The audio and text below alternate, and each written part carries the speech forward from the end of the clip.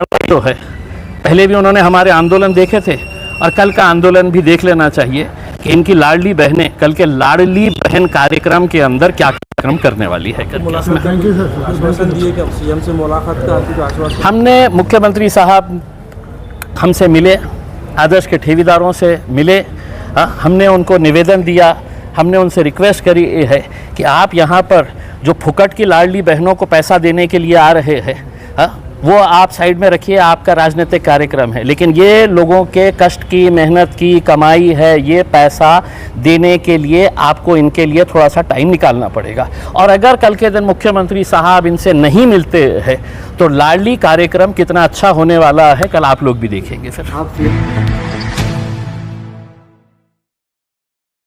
त्यांनी आम्हाला कुठल्याही प्रकारचं दिलेलं नाही, आश्वासन दिलेलं नाही। आता एक चांगली गोष्ट हे आहे की MPIDचं प्रपोजल बँका संदर्भात ही पवार साहेबांनी सांगितलेले आहे की ते प्रोसेस MPID बँकेच्या संदर्भात, कारण बँकेची खूप मोठी प्रॉपर्टीज आहे त्यांची आणि ते शहरामध्येच आहे, तर ते खूप लवकर विकता येईल आणि सगळे डायरेक्टर जे पतसंस्थेचे आहे ते डायरेक्टर्स बँकेमध्ये आहेत, तर ते पैसे जास्त आला तर ते बँके आहे की जसं हे बाईंनी सांगितले ते मशीने नियमाप्रमाणे कॉपरेटिव्ह ऍक्ट मध्ये बँक जेव्हा बोलते तर 3 महिन्यामध्ये ते इन्शुरन्सचे जे 5 लाख रुपये ते RBIचे गाईडलाईन्स आहे, ते 5 लाख रुपये सर्व ठेवीदारांना मिळायला पाहिजे। त्यांचे 1 कोटी रुपये असू द्या किंवा 50 लाख, ते 5 लाख रुपये इन्शुरन्सचे। आता हे जे आहे ती बँकेची, तर का त्यांना नियमाप्रमाणे RBIचे गाईडलाईन्स आहे तर 5 लाख रुपये कमीत कमी ते मॉशीला मिळाले।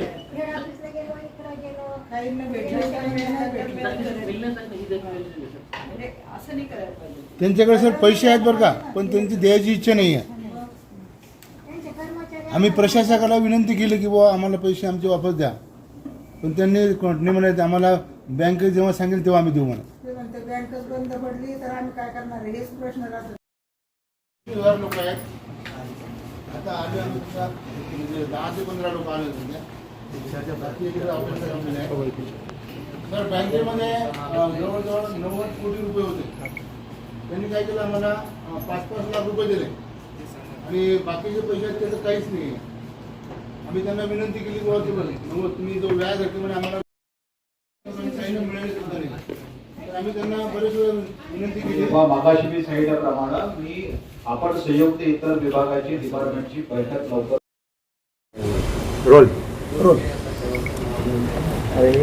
सर आदर्शसोबत नेमकी काय बैठक झाली?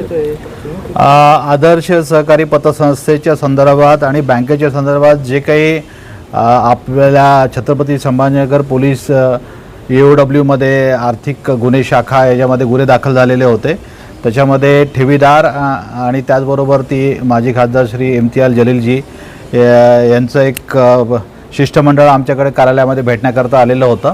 त्यांच्या काही अडीअडचणी होत्या, त्यांचे काही प्रश्न होते, त्याच्याबद्दल सविस्तर त्यांची चर्चा झाली। त्यांचे जे काही भावना होता त्यांनी सविस्तरप्रमाणे या आमच्याकडे व्यक्त केलेल्या आहेत। त्याच्यामध्ये पोलिसांनी जी काही कारवाई केलेली त्याच्याबद्दल त्यांचं समाधान आहे। ठेवीदारांचे पैसे परत मिळण्याबाबत त्यांच्या ज्या काही अडचणी आहेत आणि जे काही मिळालेले नाहीत त्याबद्दलचे प्रश्न होते, त्याच्याबद्दल सविस्तर आमची चर्चा झाली। या बाबतीमध्ये निश्चितच पोलीस प्रशासनाकडून येणाऱ्या दिवसामध्ये इतर जे विभाग आहेत त्यांच्याशी कोऑर्डिनेशन करण्यात येईल आणि एक संयुक्तिक बैठक त्यांच्याकडून आमच्याकडून आयोजित करण्याचं आम्ही नियोजित केलेलं आहे, जेणेकरून या ठेवीदारांना त्यांच्या ठेवीच्या संदर्भात आणि पैसे परत मिळण्याच्या बाबतीमध्ये जे काही प्रशासकीय लेवलवरती कारवाई करणे गरजेचं आहे ते आमच्याकडून केलं जाईल। उद्या ते आंदोलन करणार होते, म्हणजे प्रत्यक्षरित्या ताफा अडवणार होते असं नाही, त्यांनी माननीय मुख्यमंत्री महोदयांची वेळ मागितलेली आहे आणि मुख्यमंत्री महोदयांची वेळ त्यांना निवेदन देण्याकरता आम्ही मिळवून देणार आहोत।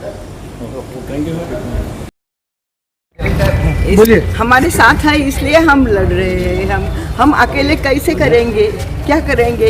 ये सब लेडीज हमारे आदर्श के ये है और उनका कितना दुख है वो हमको अभी जाना, अभी साहब के साथ हमने उसका ये सब जो बोला है तो हमारा हृदय भी ऐसा हो गया कि देखिए कल महाराष्ट्र के मुख्यमंत्री एकनाथ शिंदे साहब लाडली बहन योजना के तहत सिल्लोड़ में एक बहुत भव्य कार्यक्रम रखा गया है। लाखों की संख्या के अंदर उनकी लाडली बहनें वहाँ पे जमा होने वाली है और उन्हें किस तरीके से फुकट में 1,500 रुपये देने वाले हैं, ये कार्यक्रम वहाँ पे सजाया गया है। तो अगर ये वो लाडली बहनों को अगर आप मानते हैं तो ये जो महिलाएं हैं, क्या ये लाडली आपकी बहनें नहीं है? जिनका पैसा लोगों ने खा गए हैं, आपके डिपार्टमेंट ने खा गया है, सरकार ने खा गया है, वो आपके लाडले भाई नहीं है। उसमें इनमें और उनमें फ़र्क ये है कि आप वहाँ पे जो पैसा दे रहे हैं वो फुकट में पैसा नहीं दे रहे हैं। आप उनको पैसा देकर ये कह रहे हैं कि 2 महीने के बाद चुनाव आने वाले हैं, ये 1,500 तुम्हारी जेब में डाल रहे हैं हमारे को मतदान करना करके। लेकिन ये लोगों की तो ज़िंदगी भर की कमाई है, इन्हें कौन देने वाला है पैसा? और यही मुख्यमंत्री है एकनाथ शिंदे साहब, जो सितंबर 2023 के अंदर यहाँ पर जब आए थे तो उन्होंने कहा था कि हम मालकापे की प्रॉपर्टी अपने पास रखे हैं तो इनको पैसा देंगे करके। तो कल हम मुख्यमंत्री साहब को अच्छे तरीके से स्वागत करके उनको याद दिलाने वाले हैं कि मुख्यमंत्री साहब, ये आपका स्टेटमेंट है जो आपने ये बताया था कि लोगों को पैसा देंगे, और आपने ही नहीं, आपके मंत्री दिलीप वळसे पाटिल साहब, गिरीश महाजन साहब, सब ने यहाँ पर आकर झूठ बोलकर, ये गरीब लोग हैं तो इन्हें सिर्फ आपने बहला फुसलाकर है तो यहाँ से वापस भेज दिए थे। अब ये है कि यहाँ पर पुलिस कमिश्नर साहब ने हमको बुलाया था, हमने कहा है कि हम कल के दिन मुख्यमंत्री साहब का बहुत अच्छे तरीके से स्वागत करेंगे। लाडली बहनें वहाँ के कार्यक्रम में भी जाके बैठेगी, रास्ता जो है सिल्लोड़ तक का वहाँ पे भी उनका स्वागत किया जाएगा, एयरपोर्ट के ऊपर भी मुख्यमंत्री का स्वागत करेंगे और उनको याद दिलाएंगे उसमें।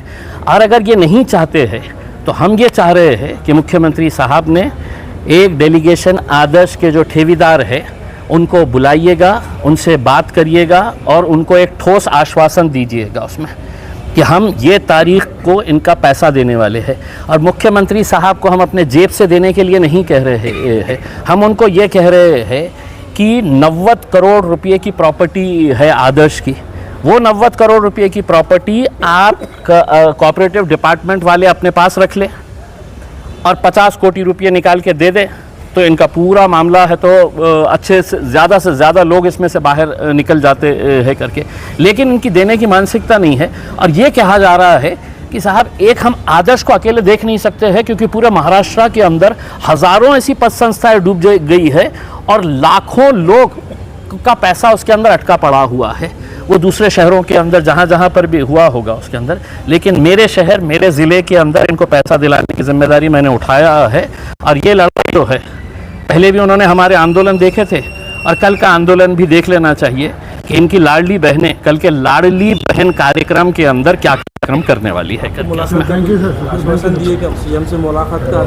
हमने मुख्यमंत्री साहब हमसे मिले, आदर्श के ठेवीदारों से मिले, हमने उनको निवेदन दिया, हमने उनसे रिक्वेस्ट करी है कि आप यहाँ पर जो फुकट की लाडली बहनों को पैसा देने के लिए आ रहे हैं वो आप साइड में रखिए, आपका राजनीतिक कार्यक्रम है, लेकिन ये लोगों के कष्ट की मेहनत की कमाई है, ये पैसा देने के लिए आपको इनके लिए थोड़ा सा टाइम निकालना पड़ेगा। और अगर कल के दिन मुख्यमंत्री साहब इनसे नहीं मिलते हैं तो लाडली कार्यक्रम कितना अच्छा होने वाला है कल आप लोग भी देखेंगे। फिर आप सीएम का रास्ता रोको आंदोलन करने वाले? हम कुछ नहीं, जो भी करने वाले हैं कल आइए और देखिएगा। 2 है, एक तो आदर्श नागरिक पद संस्था है, वहाँ के मामले के अंदर केसेस रजिस्टर हुए हैं, आरोपियों को गिरफ्तार किया गया है। हमारी लड़ाई पुलिस से नहीं है, हमारी लड़ाई सहकार विभाग से है जो ये करोड़ों रुपए का पैसा लेती है, लाइसेंस सरकार इशू करती है, ये धन्ना सेठ पैसा लेकर गायब हो जाता है और ये गरीब लोगों को चकरा मारना पड़ता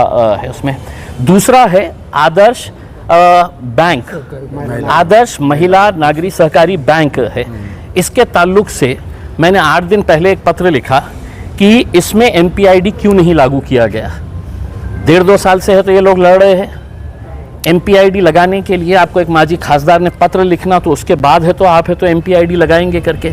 MPID जब लगती है तो बैंक की या सहकारी पद संस्था की जितनी प्रॉपर्टीज़ है वो सीज कर ली जाती है, उसका ऑक्शन किया जाता है।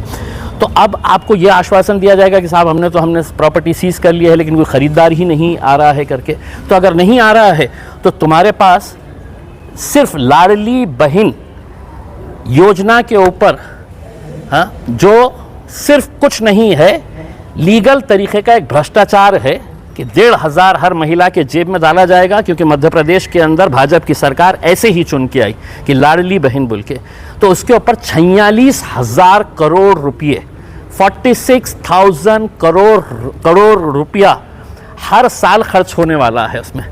हाँ, इनके पैसे, हाँ, कुछ 100 करोड़ रुपये भी अगर आ गए तो इनका पूरा मामला हो जाता है।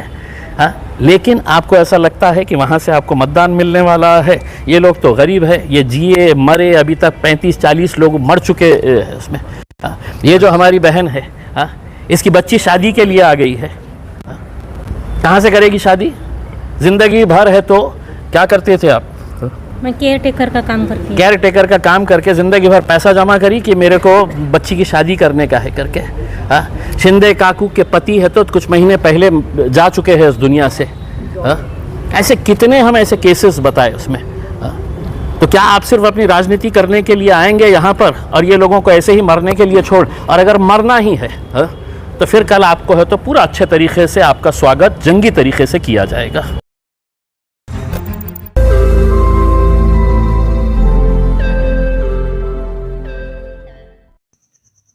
रोज नई खबरों को देखने के लिए हमारे औरंगाबाद समाचार चैनल को सब्सक्राइब कीजिए और नोटिफिकेशन पाने के लिए हमारे बेल आइकन को दबाइए ताकि हर खबर की नोटिफिकेशन आपको मिलती रहे।